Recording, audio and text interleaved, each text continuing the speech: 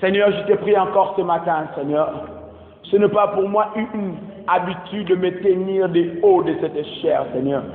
Ce n'est pas une habitude d'être Dieu de gloire du haut de cette chair, Dieu de gloire, pour apporter la parole à ton peuple. J'ai besoin de toi. J'ai besoin de l'onction, Dieu de gloire, pour communiquer, Seigneur, ce message.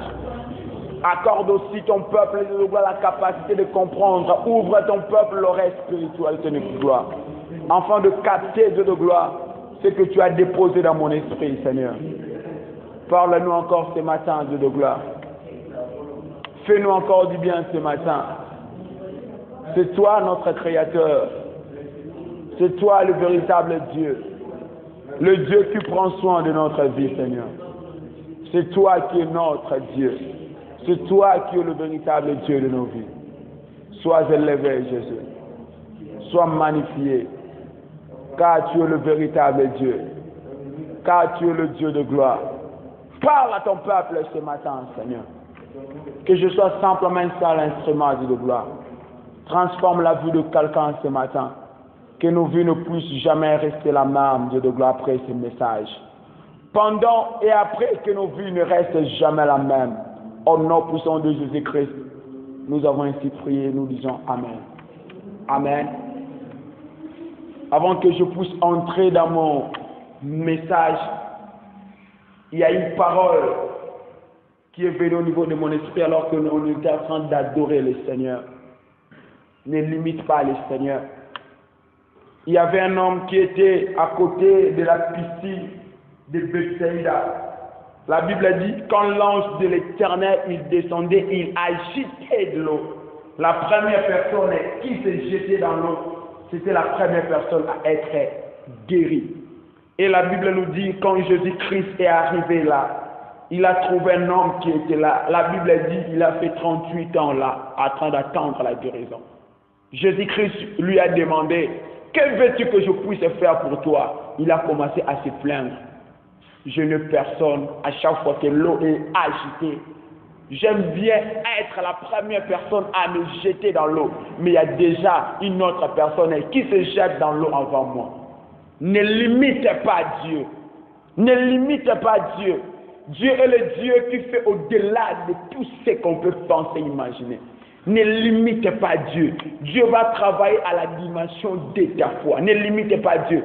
Pendant qu'on est en train d'adorer, je ne me suis pas rêvé avec cette phrase, mais pendant que j'étais ici, le Seigneur m'a dit simplement, ne le limite pas. Ne limite pas Dieu. Ne limite pas Dieu.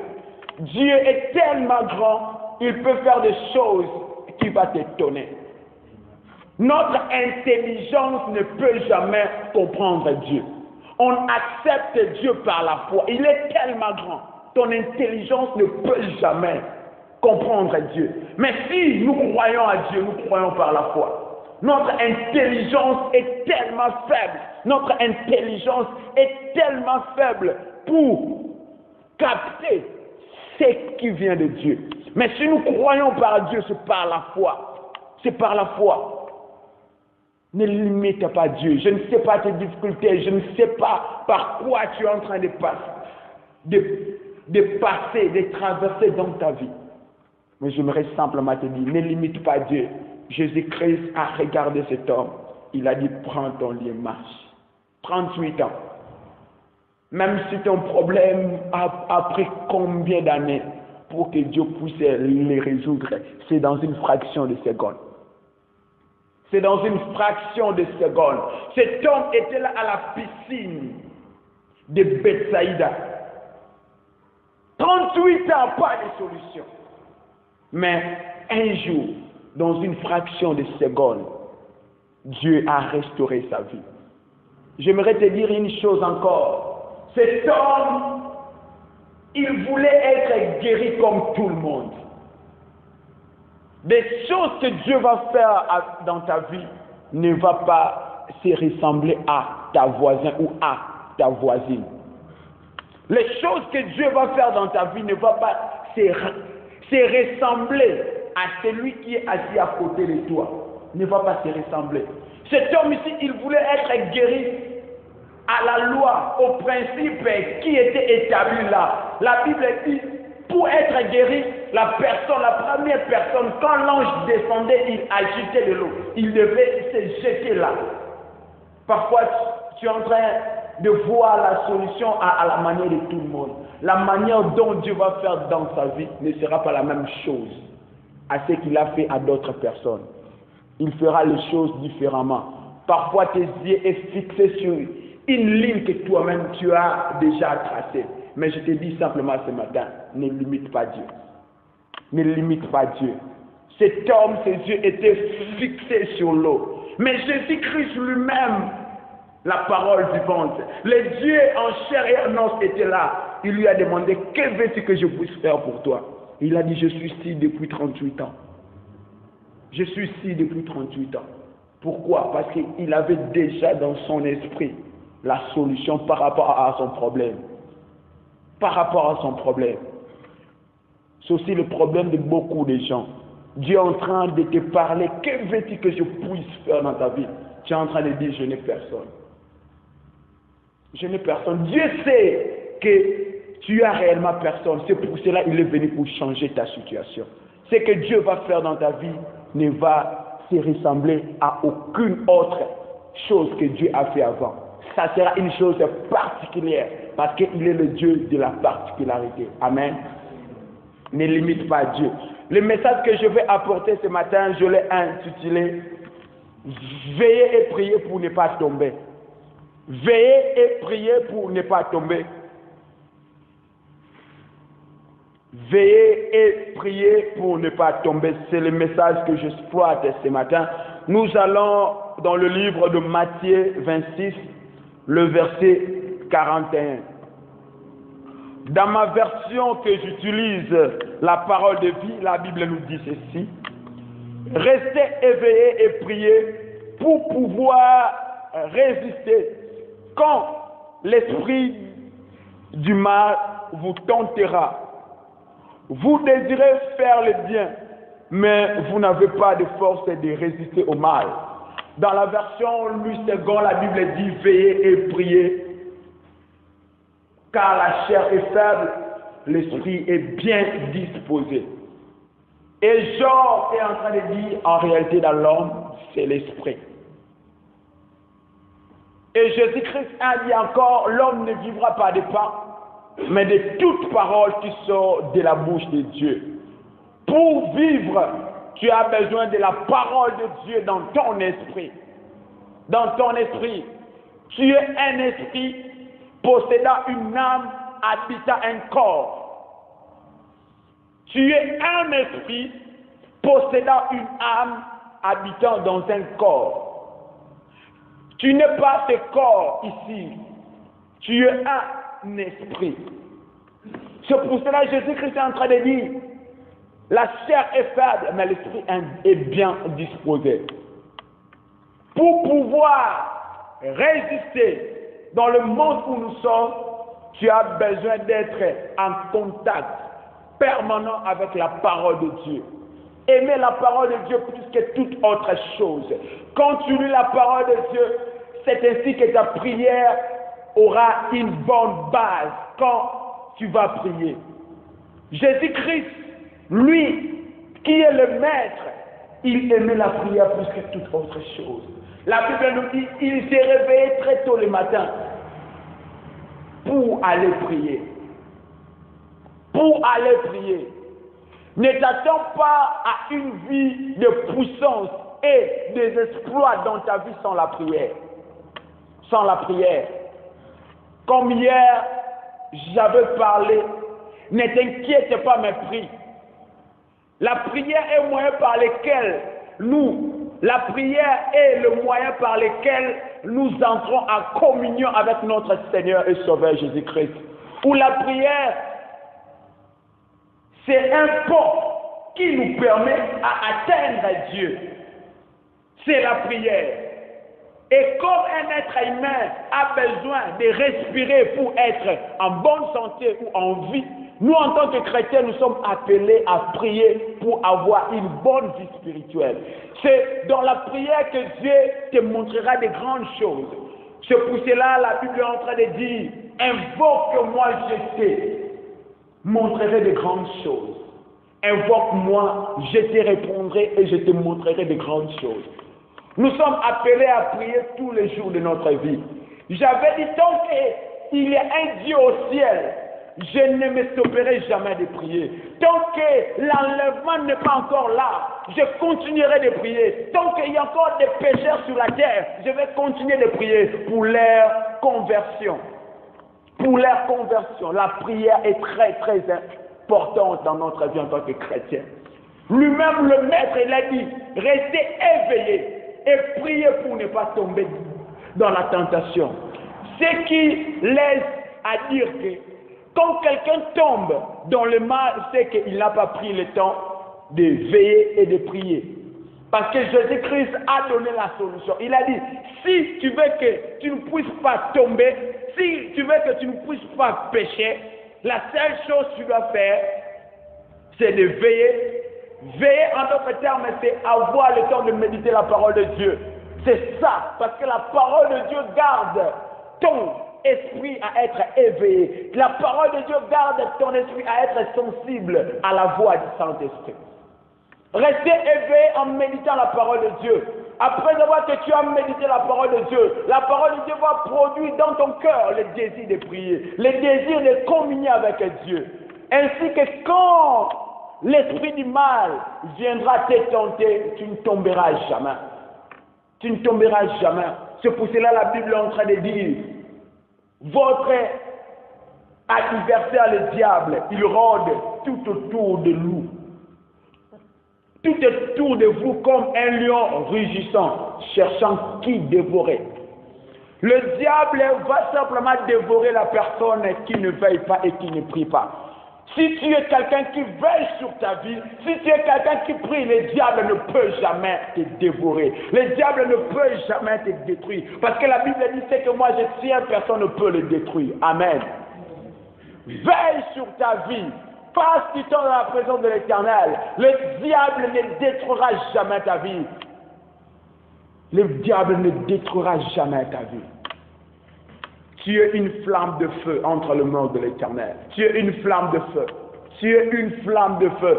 C'est pour cela, aucun jour de ma vie, je peux croire qu'un occultiste, un sorcier, il peut bloquer ma vie. Ou un sataniste, il n'a pas le pouvoir. La Bible nous dit, il a fait de ses anges, ses envoyés, il a fait de ses serviteurs une flamme de feu. Tu es une flamme de feu, toi qui crois à l'Éternel.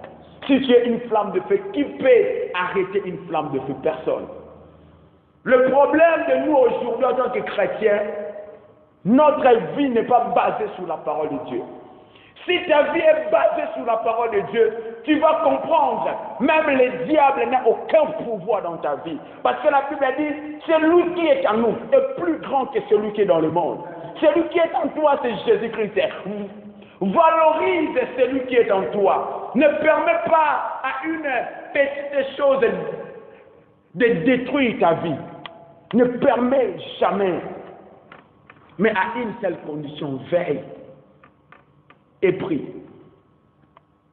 Celui qui veille et qui prie, c'est quelqu'un qui obéit au Seigneur. C'est ainsi que la parole de Dieu nous dit dans Jacques 4, 7.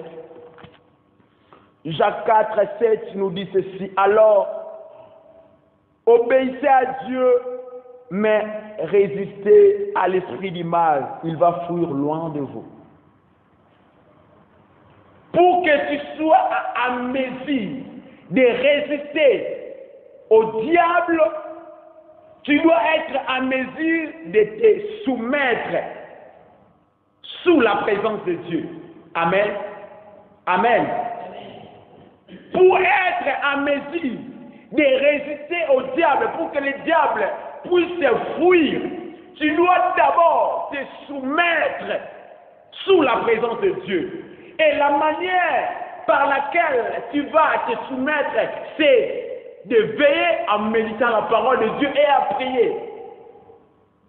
C'est ainsi que la parole de Dieu va habiter en toi. Quand le diable il viendra vers toi, tu vas dire, il est écrit. Pourquoi la parole de Dieu habite en toi?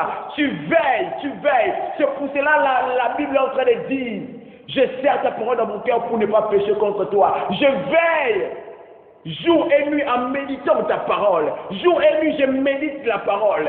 C'est ça. Quand la Bible est en train de dire, restez éveillés et priez, c'est-à-dire, aie le temps de méditer la parole de Dieu, aie aussi le temps de prier. C'est ainsi que quand la parole de Dieu est en toi, quand tu vas traverser les difficultés ne peuvent pas te détruire. C'est toi qui vas commencer à détruire les difficultés. Pourquoi? La parole de Dieu habite à toi. La parole qui était au commencement. La Bible dit au commencement de toutes les choses.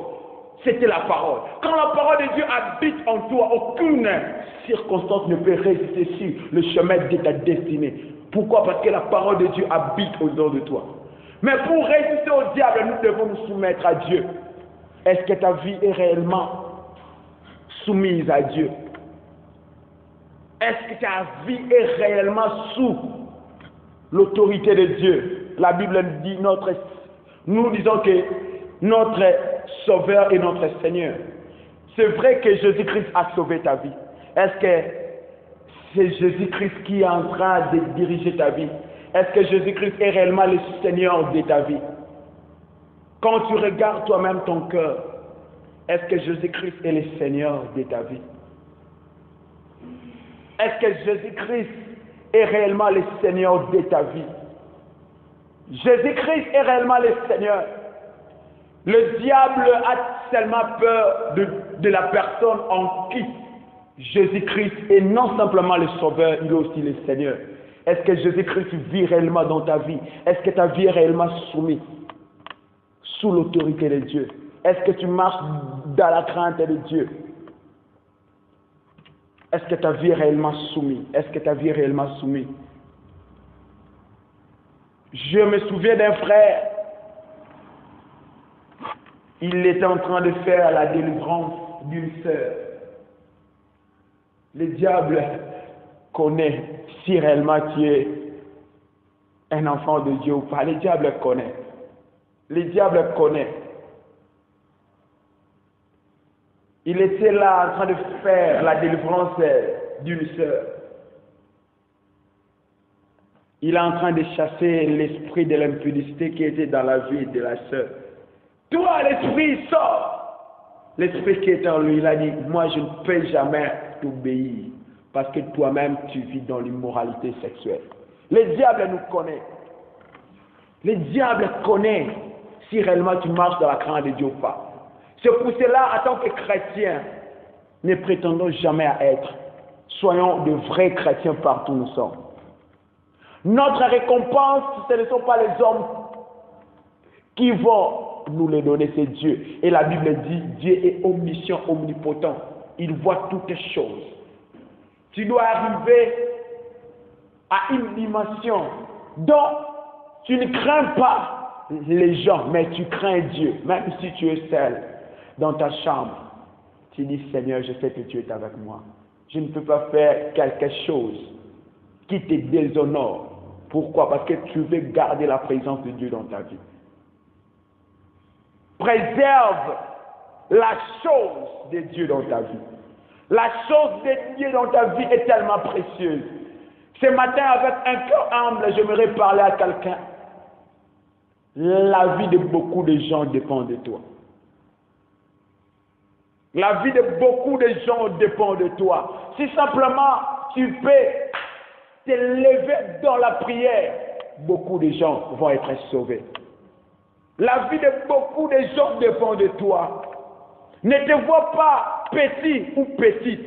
La vie de beaucoup de gens dépend de toi. Parfois l'Éternel t'a déjà dit ça dans tes rêves. Parfois il y a des gens qui ont prophétisé sur toi. Mais qu'est-ce que tu es en train d'attendre? Réveille-toi, veille et prie.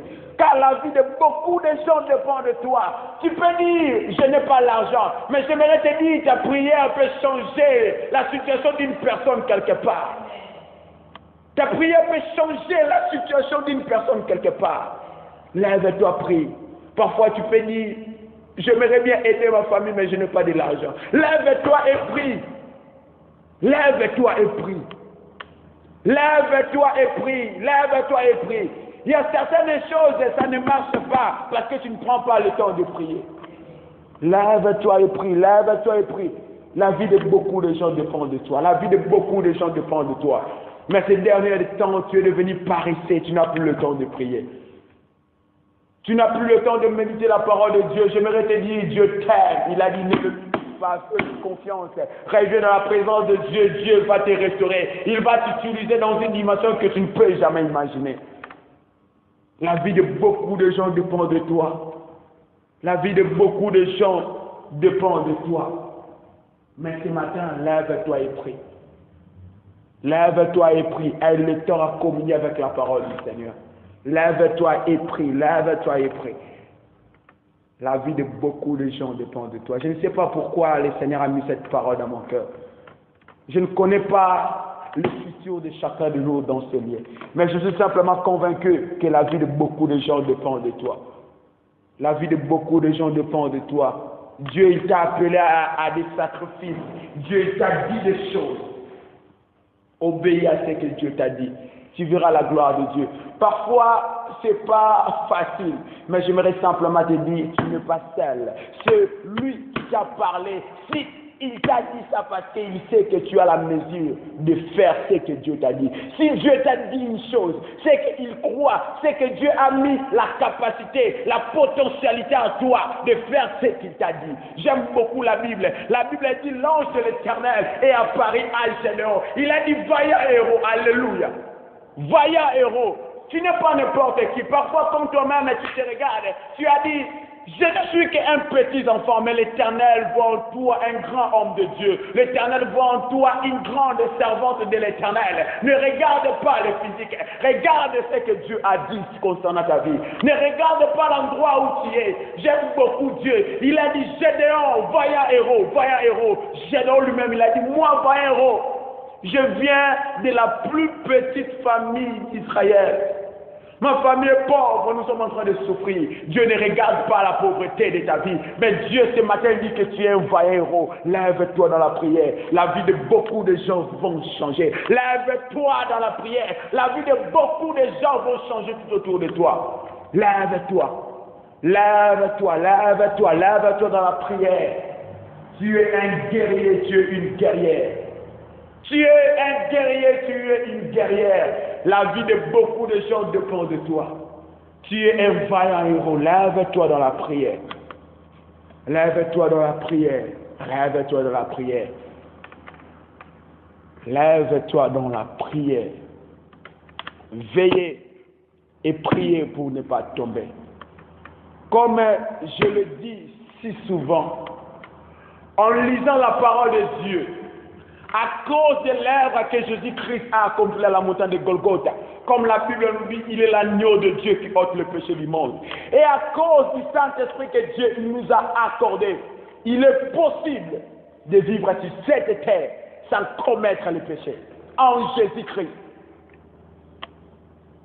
C'est possible, je le crois au plus profond de moi. C'est possible de commencer la semaine sans péché. C'est possible de commencer la journée sans péché. C'est possible de faire toute une année sans péché. C'est possible. Le problème, c'est quoi? Tu n'as pas le temps de méditer la parole de Dieu. David a dit, je serre ta parole dans mon cœur pour ne pas pécher contre toi. Quand la parole de Dieu est dans ton cœur, c'est ainsi que l'apôtre Paul est en train de dire dans Galates 5:16, celui qui est conduit par l'esprit, il n'accomplit pas les désirs de la chair.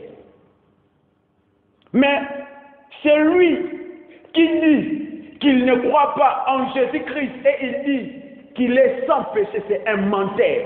Mais celui qui dit qu'il croit en Jésus-Christ et qu'il dit qu'il est sans péché, je crois en lui. Pourquoi? Parce que Jésus-Christ, dans sa vie, il ôte le péché. Il ôte le péché. Jésus-Christ en nous ôte le péché, parce que la Bible dit, soyez saints comme moi je suis saint. La sainteté à laquelle Dieu nous appelle, c'est de croire l'œuvre que Jésus-Christ a accomplie à la croix de Golgotha. Quand tu crois à cette œuvre-là, Dieu te voit parfait à tes yeux. Quand tu crois à l'œuvre qui est accomplie à la croix de Golgotha, tu es juste aux yeux de Dieu. C'est par la foi, c'est par la foi. C'est par la foi que nous sommes purs aux yeux de Dieu. C'est par la foi. C'est ainsi qu'on a la capacité de résister au diable parce que Dieu habite au-dehors de nous.